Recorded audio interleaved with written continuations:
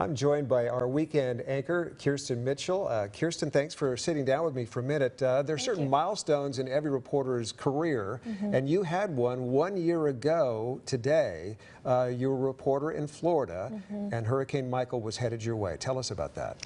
Yes, I mean, it was incredible. I'm from Minnesota, so we don't get a lot of hurricanes up there, so this was completely new to me, and I mean, you know, you don't anticipate something like that, really. Yeah. It was so devastating and just so overwhelming, and it was really a learning experience for me personally and professionally. I felt like I was really doing my best work there. Yeah, and for people that don't know the background of Hurricane Michael, and you had to refresh my memory a little bit too, this was devastating. It was at one point a level 4, and then it went up to a 5, and it was deadly. Tell us about the death toll. Yeah, so I mean, as far as I'm aware of, it was 74 was the death toll attributed to that storm, and I think the really alarming part of it all was just how fast it grew. Right. You know, I was on Friday night doing a live shot at a pirate festival in Panama City Beach, and no one was concerned. Yeah. No one was evacuating, no one was really preparing, but you know, each day the forecast got worse. It was, you know, category 1, 2, 3, 4, and then even after the storm, they went back and upgraded it to a category 5 because it was just so destructive. Tell us what's going through your mind. Peel back the curtain for a little bit as a reporter. What's going through your mind as you see all these people evacuating and they're saying, you go the opposite way, you go in? What are you thinking? I mean, for me, like, there was no question, like, I was going to stay. And I mean, that was my home. That was the community that I served. I had gotten to know the community for about a year before the hurricane hit. So, I mean, I was never going to leave. Right. And, you know, I had to be there because, you know, how, you know, all these people that were evacuating, you have to get the information out somewhere. So I was going to stay for sure. Talk to us about what you saw. As a hurricane moves through, there's always the aftermath. What did you see after the storm passed as far as the streets, the signs, and you said dead animals and things like that? Yeah, I mean, it's really surreal. I don't know. It's still hard to find words to describe it. Yeah. I mean, everyone says, you know, it looked like a bomb went off. That's kind of a cliche in the reporter world, but I mean, it did. I mean, nothing was recognizable, and it's just so surreal to see homes flipped upside down.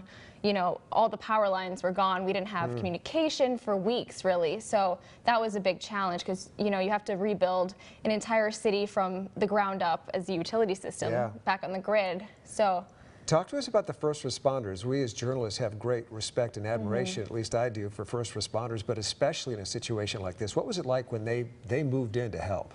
Oh, it was key. I mean, I was at the Emergency Operations Center, so I remember I was trying to sleep in our news car in the parking lot because that was the most comfortable place, I guess, at the time. Do what you got to do. And I remember we couldn't sleep because, you know, a National Guard tanker had come in. It was so loud, and I was like, oh, I can't sleep. But I was like, oh, you're here, like, thank you. Yeah.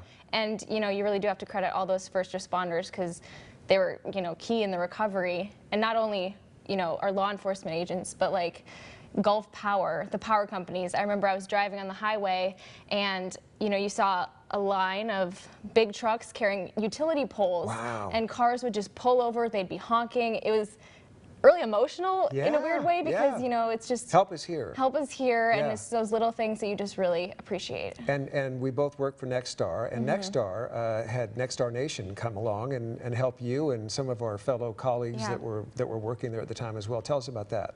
Yeah, I mean, everyone that I worked with was impacted by the storm. Many people you know, had a lot of damage to their homes, so it was really hard for people to go to work every day while also having to deal with their own home. So Nexstar, they brought in reporters, producers, you know, meteorologists from all across the nation to come and help us with this coverage because it was just such a big task. Yeah. And they were there for weeks and even, you know, past a month and helping out with us in our coverage. So I can't thank them enough for stepping up, and that's ultimately kind of what led me here. Right.